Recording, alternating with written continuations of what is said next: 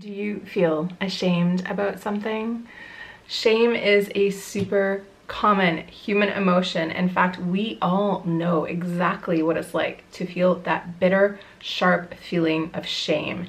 But shame can be one of our biggest limitations, and today I thought I would do a whole video about how we can start to understand our shame a little bit better and start to heal ourselves from the shame wounds. This is something everybody needs to know how to do, so be sure to keep watching.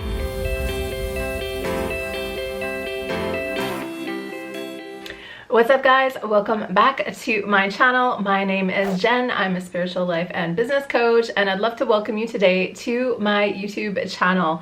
This channel is where I put out a brand new training for you each and every week, all about the art of up-leveling your life, learning how to coach yourself, and basically becoming the best version of you possible. So if you are interested in personal development and in manifestation and basically in creating the best life you possibly can for yourself, then you're gonna wanna go ahead and hit that subscribe button. So as I said at the top, today we are talking all about shame. So a few weeks ago, I did a video all about shadow work and the importance of understanding your shadow and healing your shadow.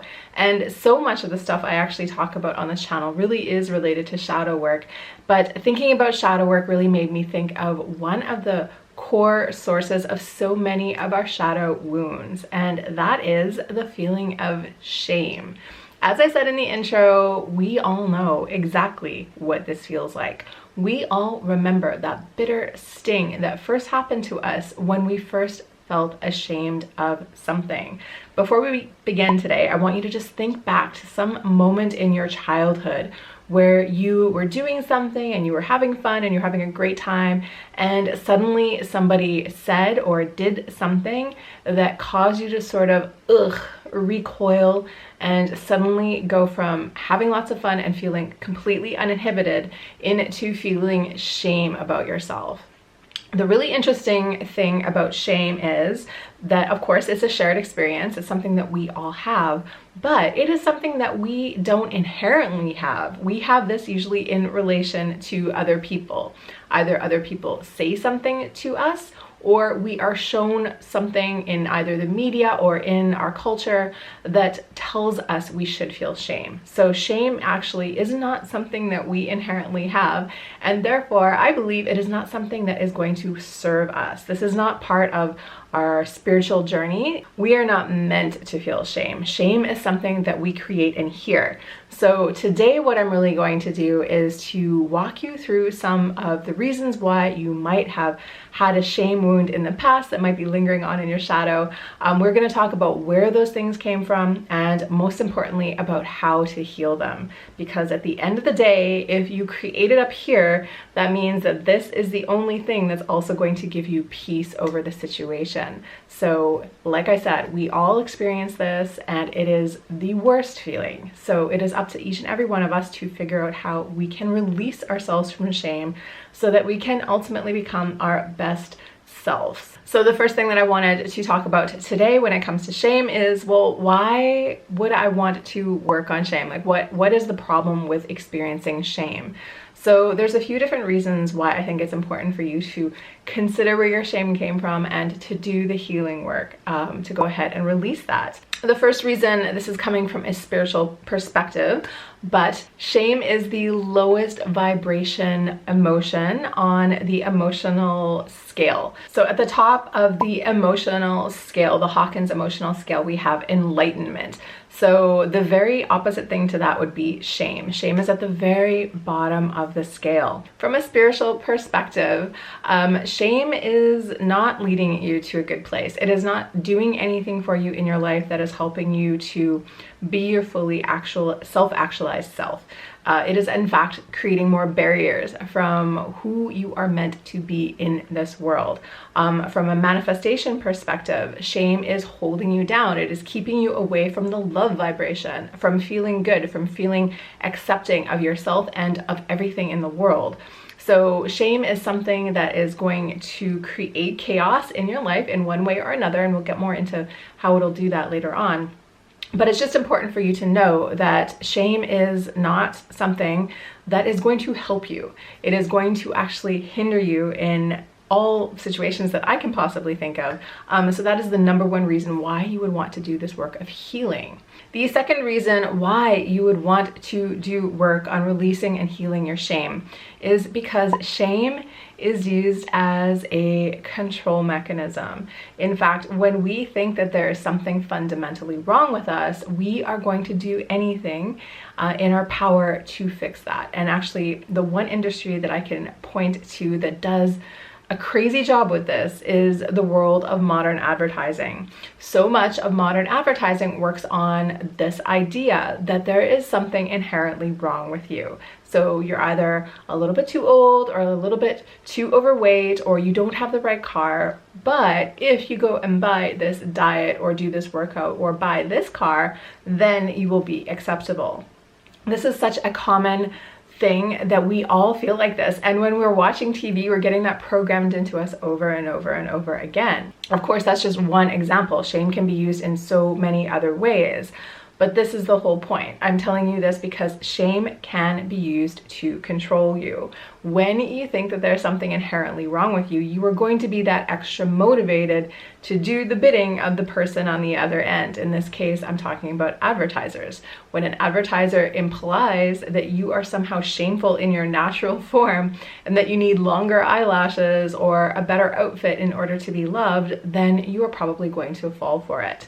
So advertising works really crazy well with this, but this can also be applied to many mainstream religions and to all kinds of other things. But it is just really important to know that shame is control. Shame is something that we can give to other people. I mean, we can give it to other people, but they ultimately have to accept it in, and that's what we're going to talk about today. But the point is that it comes from society. It comes from us judging ourselves in relation to other people. And you are going to continue to be ruled over by this. You're going to continue to be controlled in some ways unless you learn how to release and fully accept yourself the way you are. Another reason why you need to work on healing your shame wounds is because this is going to be part of your shadow that you are going to continue to feed and therefore continue to repeat in your life, because you're going to keep calling it back into yourself and keep creating these darker bonds with things in your life that you don't want. So from a spiritual perspective, we are here to repeat things until we finally do the work to move past them. So when it comes to our shame stuff, say if you had a fundamental shame experience as a child that triggered a sense of abandonment or something like that, you are probably going to continue to come into situations that make you feel abandoned in one way or another. And that is going to keep on happening to you over and over again until you finally decide enough is enough and go back in to heal yourself. So we are never given a perfect life with no bumps in the roads. These things happen to us, but they happen to us for our own growth, spiritually speaking. So if you have a core wound, again, you are going to subconsciously be acting that out, calling it in, manifesting more of that unless you learn how to take your power back and to fundamentally heal yourself from the inside out. So again, you are going to keep repeating old patterns and calling in things you don't want that relate to these shame wounds unless you go back and do the work to heal them. Finally, the last reason why you would want to work on your shame is because shame is really the ultimate in self-loathing, in not accepting ourselves, and in not feeling worthy. But you are a limitless light creature. You are a spiritual being here having a human experience, but it is up to you to see these temporary human bonds for what they really are and to go out there and be your best self anyway. And for me, a lot of that work revolves around shame. So if you are told over and over again that parts of you aren't enough or parts of you aren't worthy enough, if we think of life as a spiritual video game, this is just something that we have to learn how to pass over. We have to learn how to just keep loving ourselves and believing in ourselves and accepting in ourselves no matter what the world around us tells us. You can fall victim to the programming, or you can take control back of your own mind and in turn become your best self. So again, I am encouraging everybody who comes across this channel to ultimately become their best selves.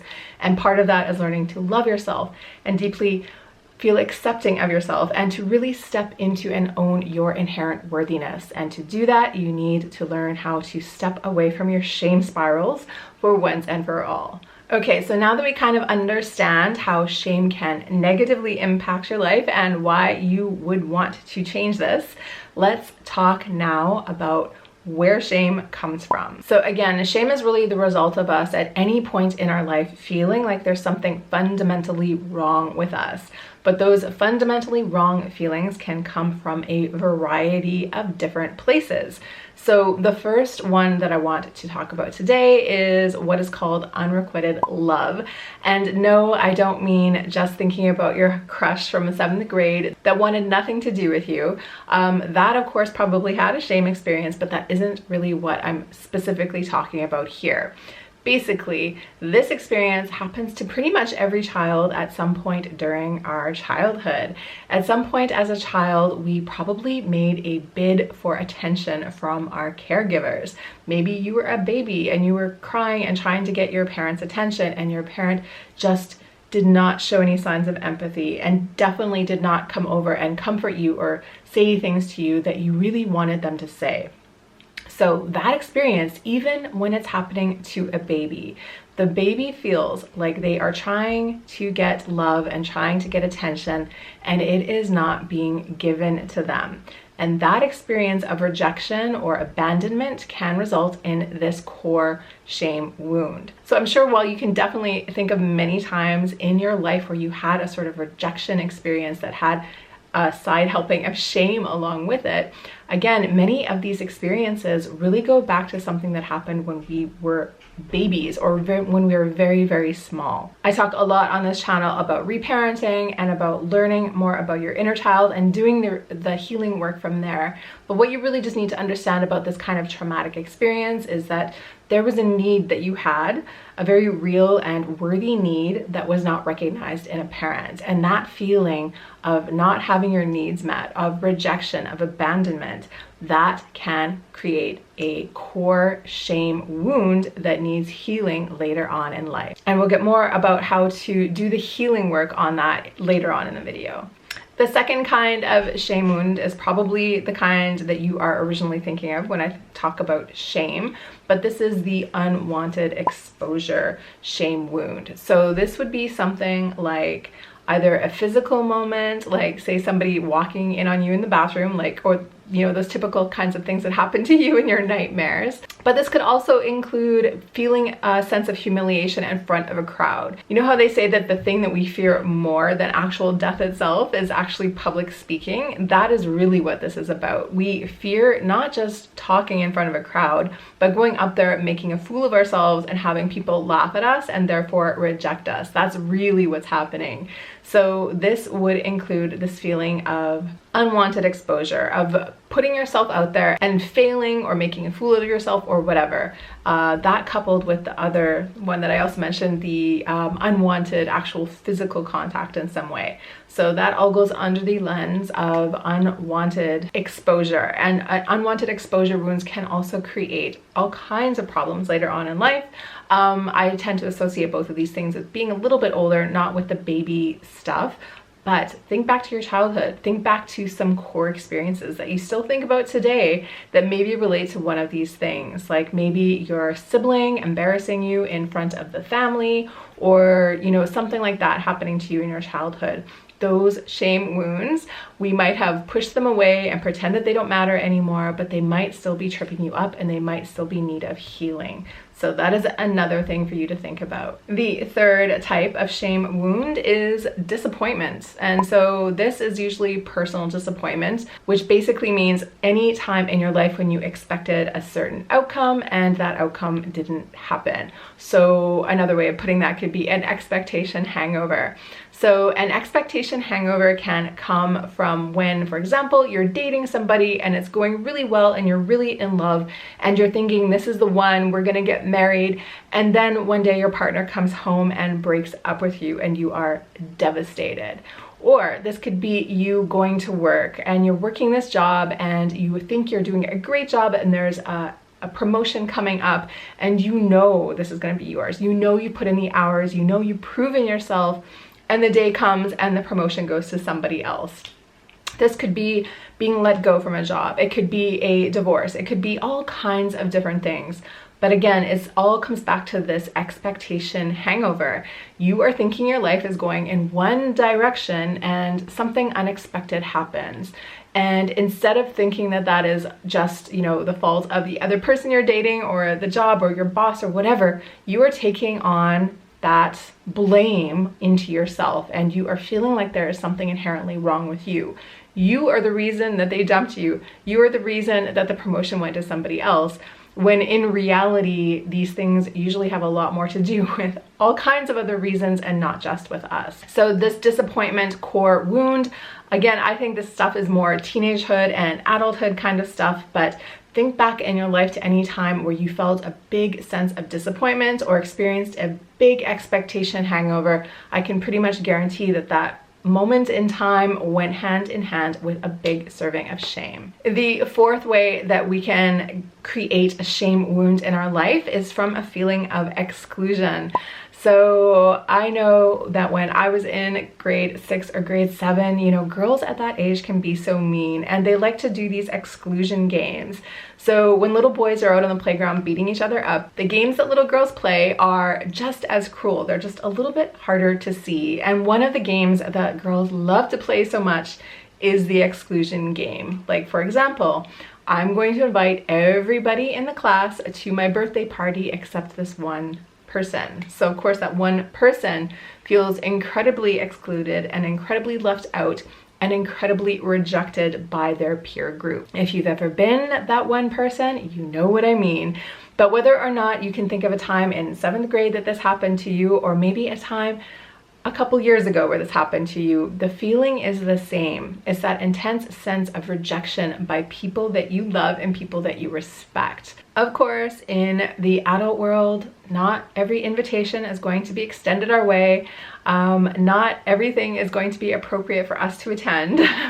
But these things, this feeling of rejection or exclusion, this can come back to something that happened to you in your childhood and can really trigger a core shame wound. We all have a fundamental fear of being rejected, and that is actually part of our fear-based brain. Our fear-based brain wants us to be part of a crowd. It wants to be included because it thinks that if it's actually excluded, it is going to be a fundamental detriment to our own survival, because that's the way it used to be. When we were living as more primitive creatures, we depended on each other for actual literal survival. These days, of course, if somebody doesn't invite you to lunch, of course it is not a life or death situation, but that fear part of your brain is still hardwired to think that it is, and it is going to really read a lot into these experiences even when there's not really anything to be read into. So for this experience, again, think back to mean girl moments from your childhood and even to things that happened more recently. These can all be moments for us to go back in and do some healing work on. Okay, and the final shame experience that I wanted to mention here today, I mean, I'm sure there's other ways that shame can be created. I just wanted to do a kind of general overview. But the final one that I wanted to talk about today is the unexpressed potential shame. So this is shame where we learn it from other people. When we have a desire, when we experience a desire within ourselves, but we are either told outright by a parent or a teacher or somebody else, or we are modeled to us, it's come through our society, through the TV, through our church, or wherever, that the thing that we inherently want is wrong.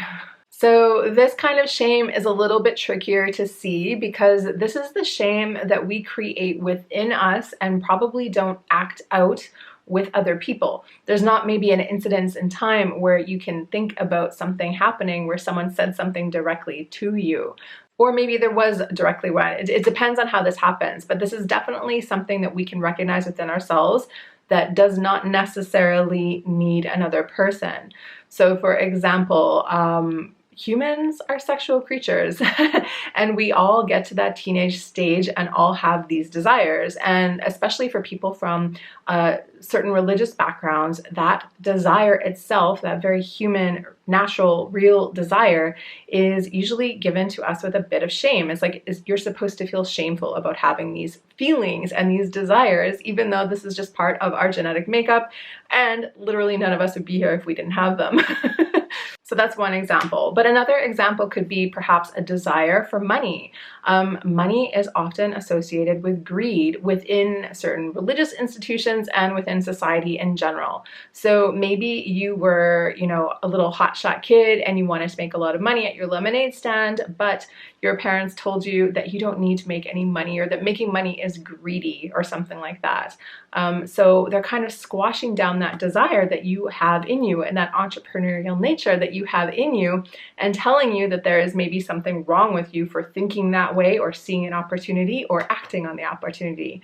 So you can see how that desire for money, or even that desire for sex, later on, these can translate into other things when we start to downplay our desires, when we tell ourselves our desires are wrong, and then we go through life acting out, but not really acknowledging the things that we actually genuinely want for ourselves. Maybe you never even spoke these desires out loud, but you were told that you shouldn't have them. So you end up never expressing these things to anybody, and you just end up feeling and living your life as if something is wrong with you, that just experiencing that desire means something is wrong with you. And that's a really horrible way to go through life.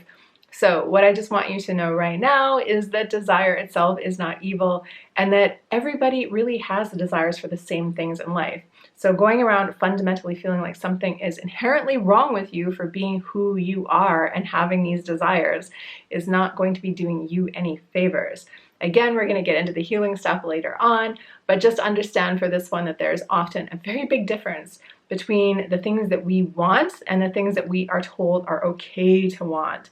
But we can learn how to integrate those and to heal that divide. So I'm going to give you some tips on how to clear up your shame wounds in just a minute. But before we dive into that stuff, I just wanted to give you this message, because this is the most important thing for you to know. There is literally no reason that you need to feel shame.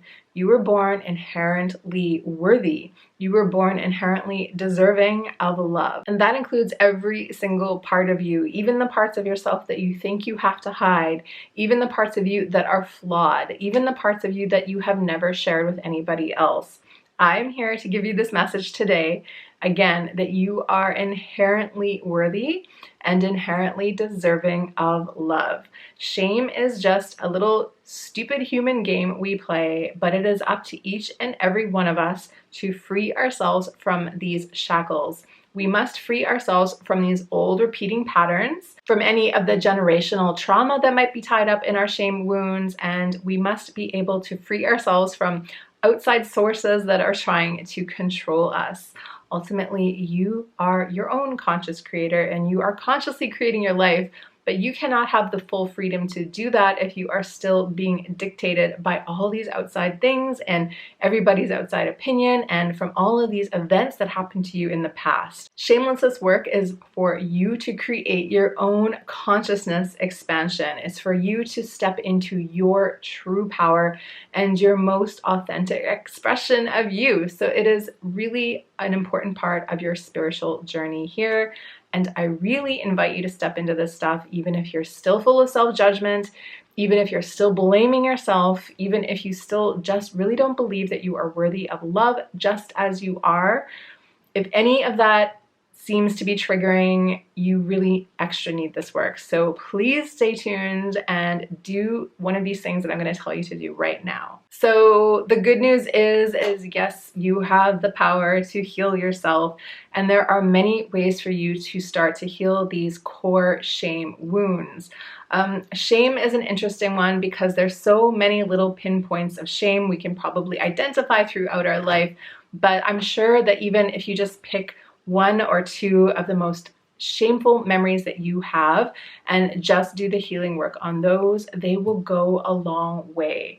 So the thing is with shame, like I kind of touched on already, is that when we have this shame wound and it lives in our shadow and it lives in our subconscious, we are going to be subconsciously calling that shame wound back in and subconsciously attracting and magnetizing ourselves back to those same situations over and over again. The thing is, with all of this stuff, that pure consciousness, pure awareness is the first step. In the case of shame, you probably had one experience as a child that you can think of that probably has echoed itself into other experiences throughout your life.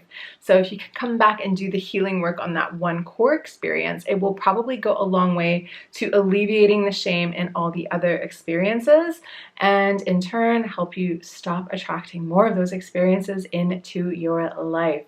I just really want to empower you to remember that awareness is the first step, that there is nothing in this life that you are not capable of working on and healing and transforming. I'm not making these videos because I want to punish you or remind you of times that you don't want to think about, but because I want to serve to inspire and serve to enlighten you, and ultimately serve for you to become your own conscious creator, which again is something that you cannot do if you're being held back by all of these other ideas and thoughts that don't belong to you. Okay, so I'm going to give you now 5 steps to heal your shame, and the first, number one, most important step to healing your shame is to release your caring about other people's opinions. That sounds really simple. It sounds really straightforward. And maybe you're even telling yourself that you already do that. But the thing is, like I said at the beginning of the video, shame comes to us from other people. It's when your parent gave you a dirty look for doing something or told you that you were doing something wrong. That's usually where our first shame experiences come from.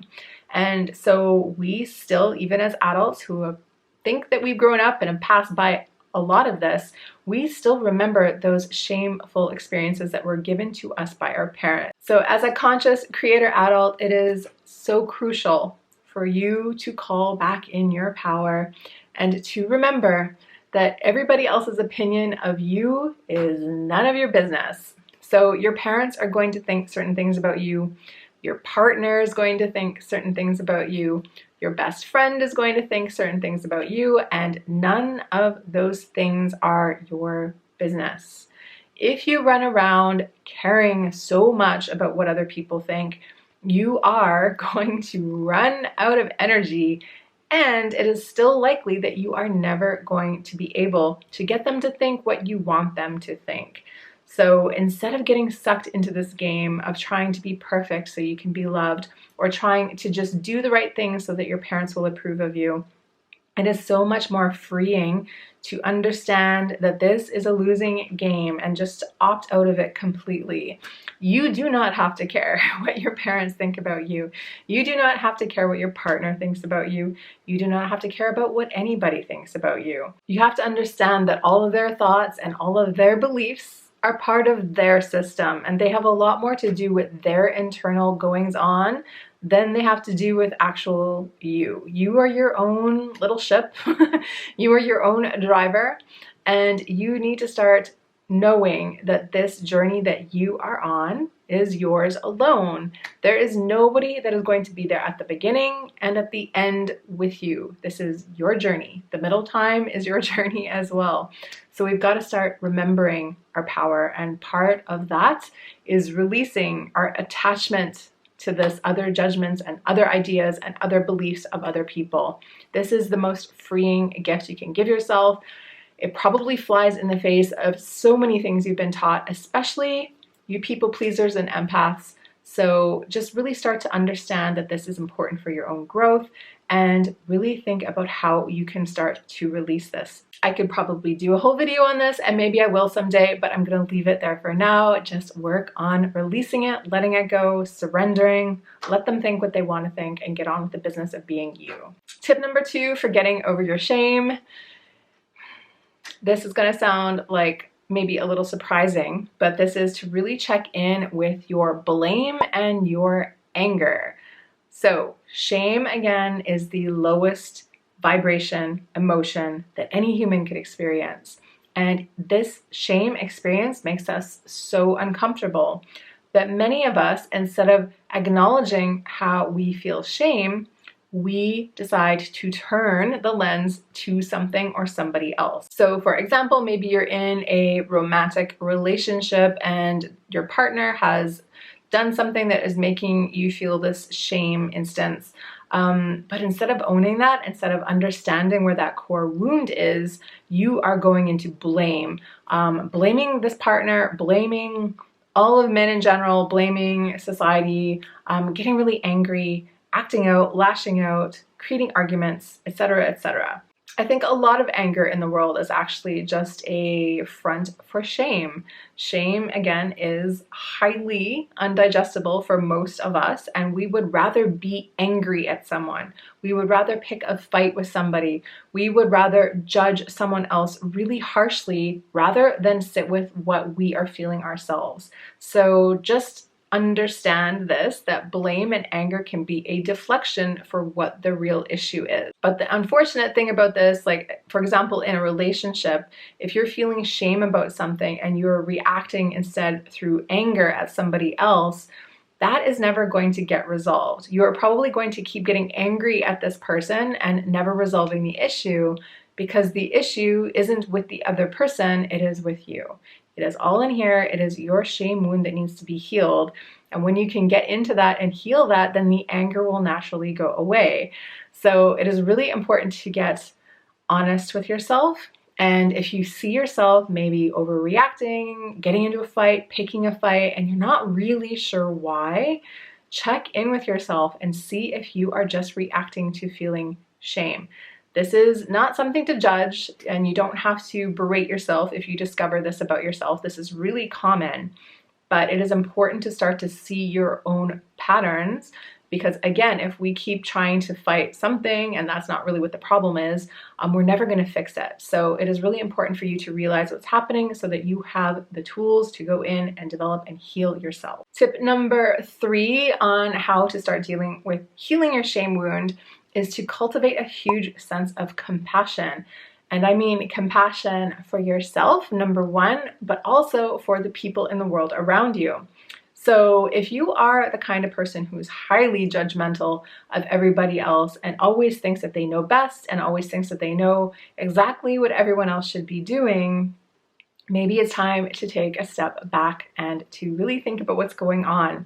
So just as blame and anger can be a cover-up for shame, judgment can be an indication of shame as well. So it's really easy for us to point fingers at other people and always know who's right and who's wrong. But when you're doing that to people in the world around you, you're also guaranteed to be doing that to yourself. So if you are judging people harshly in the outer world, I know that you are also harshly judging yourself. And I know that when we harshly judge ourselves, we probably have a lot of core shame wounds that need to be healed.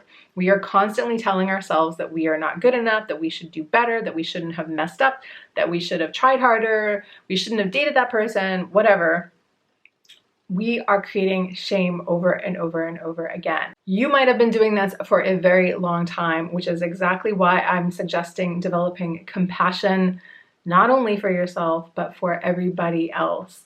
So again, if you're that kind of person that always knows exactly what everyone should be doing and is always a little bit harsh on your friends and always just has, a very set in stone idea about how life should work, it is time to bring some compassion to the whole picture. It is time to give people the benefit of the doubt.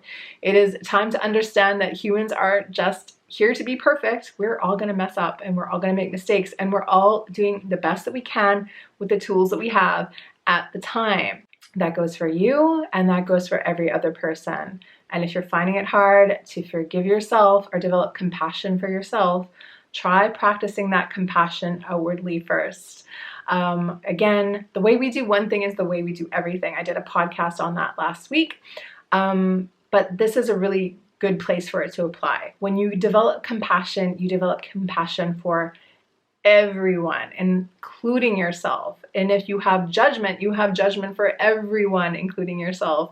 So it's time to get off the judgment train, and it's time to start choosing the compassionate viewpoint, the compassionate words, the compassionate choice. And the more you can practice doing that, the more you're going to be automatically extending that to yourself. So that is a really important tip. Okay, my fourth tip for helping you to heal the shame wounds, this is a two-parter.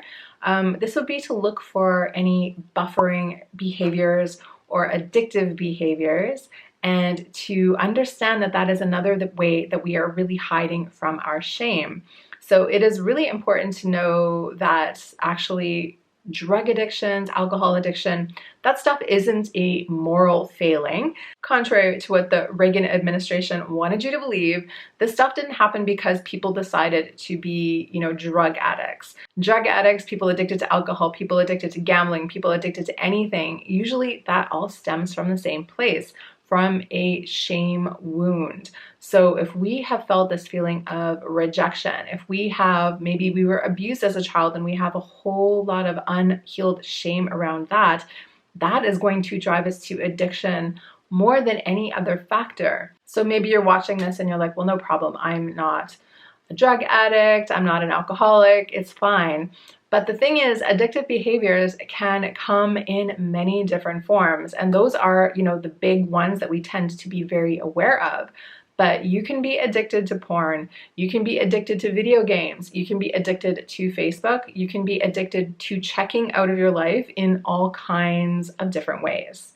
So I want you to just start to realize what your particular buffering behaviors are and to start to become aware of when you are doing these things. So what is a behavior that you do personally when you want to check out?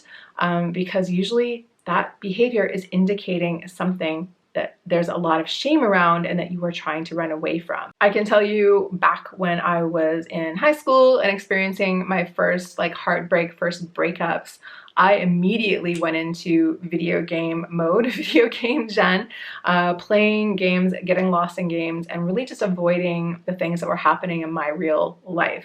And of course, now it's easy to look back and think, oh yes, of course, I was running away from what I was feeling. But at the time, I didn't have the language to talk about that. I didn't have the emotional equipment to know what was happening and to be able to pinpoint what I was experiencing and therefore be able to heal it. So I'm bringing this up today, again, not to bring another layer of shame to somebody who might happen to be an alcoholic or something like this, but to speak about this as a common experience. This is something that all humans do, and it tends to all come from the shame wound. So understanding that buffering and addictive behaviors can indicate shame, it becomes a two-parter. It comes back to healing the shame wound. It comes back to us understanding that there's something there to heal, and that understanding that we are still worthy and deserving of love no matter what happened to us. So again, be on the lookout, develop an awareness for any of these buffering behaviors, and just realize that this is just probably an indication that there's something there to work on. And for that, I'll take you to the fifth and final pointer that I wanted to talk about today, which is inner child work and inner healing work. So I've probably talked about this in quite a few of my videos, but I believe we all have these trauma wounds, these shadow occurrences, this shame experience from our childhood that is still impacting us today. And one of my favorite tools for overcoming this is by doing inner child healing or reparenting work, which is basically a process where I would take you through a hypnosis session and we go back in and start to bring love back to that shadow version of you, to that version of you that felt rejected, to that version of you that felt singled out, to that version of you that felt like they didn't belong. And you can do this for yourself. You do not need to go back and get the parents involved or get an apology for somebody. This is work that you can do on yourself, and it is so important for your continued growth as a conscious creator. Specifically, I was talking there about inner child work, but you can also do this kind of same process on any shame experiences that you've had as an adult. So again, when I mentioned earlier the expectation hangovers, think about how you felt after getting rejected for a job, or think about what happened when you were in what you thought was a great relationship and you suddenly got dumped. Those experiences often need a little extra healing work from us. We need to go back in and remind ourselves that we are deeply worthy of love and inherently deserving of everything in our life. We do not have to be perfect. We do not have to, strive or try to turn ourselves into something else. We can also admit the things that have happened to us, and we can sustain ourselves even through rejection in the outer world. We still get to be worthy of love. We still get to be deserving of our desires. So as for actually how to do that, of course, I can't go through an actual session with you right now, but I have some other videos about how to kind of walk yourself through the reparenting process. But if you are looking for help in this area, you can reach out to me. Again, I do not have these single sessions available on my website, but I can do a single session for interested people. And if you're interested in going in a real journey through healing a bunch of stuff, a bunch of shameful incidences, a bunch of shadow stuff from your past, and P.S. it's all from our past, come talk to me about creating a coaching package. We can really work through this through a longer term, like 3 months, and really get to the bottom of a bunch of different things that are tripping you up in your life. If you don't like that idea, there are tons of other reparenting, inner healing videos, hypnosis videos all over YouTube. You can do a lot of this work yourself. So my only suggestion to you is that you actually take control and start to do it. Healing work is not something that you just do in an afternoon, and it's also unfortunately not as easy as just watching this video and then being like, oh yes, I'm healed my shame wounds. It is something you actually need to do for yourself, but you can start accepting yourself. You can start, shifting the way you look at your life and the things that have happened to you. You can give yourself permission to let go of the stuff that doesn't matter, and you can start stepping into your worth more and more every day.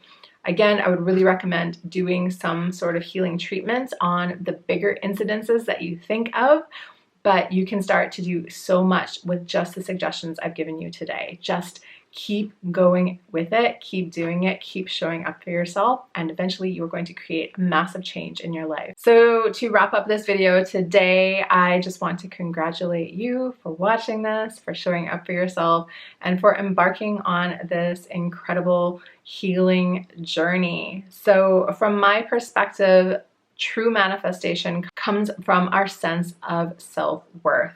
So anything that is holding you back, whether that is shame wounds, whether that's your shadow self, whether these are limiting beliefs that are in your subconscious mind, anything that you can do to heal any of this stuff is going to ultimately help you to manifest the life that you want. One more time, we are all born inherently worthy. We are all born inherently deserving of our desires. We have all encountered these very human experiences, but this does not mean anything is fundamentally wrong with us. And it is time to wake up from the illusion, to snap out of the matrix, and to start to embrace your true infinite potential. You are worthy of love. You are worthy of your desires. Even if your boyfriend dumped you, even if you didn't get the job that you really wanted, even if you just got fired, even if your best friend isn't talking to you, for whatever the thing is that is happening in your life right now, I just want you to take a moment and put your hands over your heart and just take a deep breath. And just know that that worthiness is there, okay? All of this other work, all of this releasing shame work, this is just to help you to get back to this place of feeling whole and deserving right here. So remember that you are already worthy. But if any of the stuff that I talked about today resonated with you, I hope you take this as an invitation to apply these techniques and these ideas to your life. You are capable of healing all the things you think are wrong with you. And I really suggest doing this work to release yourself and therefore to step into your truest expression and to ultimately become the person you were always meant to be. Thank you so much for watching this video today. I hope that this brought you a sense of peace and self-acceptance, and I hope that this ultimately helps you to manifest your dream life. Again, if you like this video, do me a favor, give it a like. If you want to watch more from me, go ahead and click that subscribe button. And other than that, I'll be back here in next week's training. So until then, have an amazing week of healing. Thank you so much, and I will see you soon.